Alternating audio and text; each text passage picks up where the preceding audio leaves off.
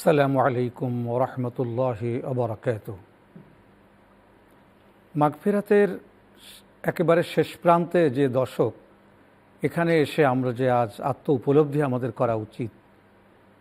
রমাদানের 2/3 তো প্রায় চলে গেল। ঠিক এই সময় আমাদের আত্ম উপলব্ধিকে কতটুকু শানিত করতে পেরেছি, আত্মশুদ্ধি কতটুকু হয়েছে, সংযম কতটুকু হয়েছে। কেননা রমাদানুল মোবারকের এই রোজার উপলব্ধি এবং এর অর্জন সেটি হচ্ছে আত্মসংযম, আত্মকে নিয়ন্ত্রণ করতে পারা, আত্মসংযম করতে পারা, লোভকে সংবরণ করতে পারা এবং সময়কে নিয়ন্ত্রণ করতে পারা, ক্ষুধাকে নিয়ন্ত্রণ করতে পারা, তৃষ্ণাকে নিয়ন্ত্রণ করতে পারা, অলসতাকে নিয়ন্ত্রণ করতে পারা। এই সকল নিয়ন্ত্রণের ক্ষমতা, যোগ্যতা, দক্ষতা যখন আমাদের ভেতরে এসে যাবে, তখন প্রকৃত অর্থেই আমাদের রোজার অর্জনটা সফলভাবে হবে। আল্লাহ সুবহানাহু ওয়া তাআলা আমাদেরকে তিনি দিয়েছেন যে তোমরা আত্মসংযমী হও এবং রমাদানুল মুবারকের মাধ্যমে তোমরা তা অনুশীলন করো। সম্মানিত হাজিরিন, এখন আমরা ইফতারির দস্তরখানে, ইফতারির সময় প্রায় সমাগত।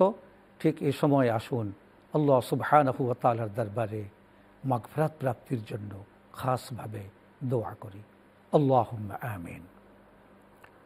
রব্বানা যালামনা আনফুসানা ওয়া ইল্লাম তাগফির লানা ওয়া তারহামনা লানাকুনান্না মিনাল খাসিরিন।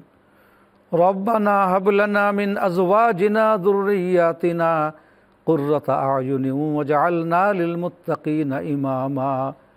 ইয়া আরহামার রাহিমিন, ইয়া আহকামুল হাকিমিন, ইয়া রাহিমাল মাসাকিন।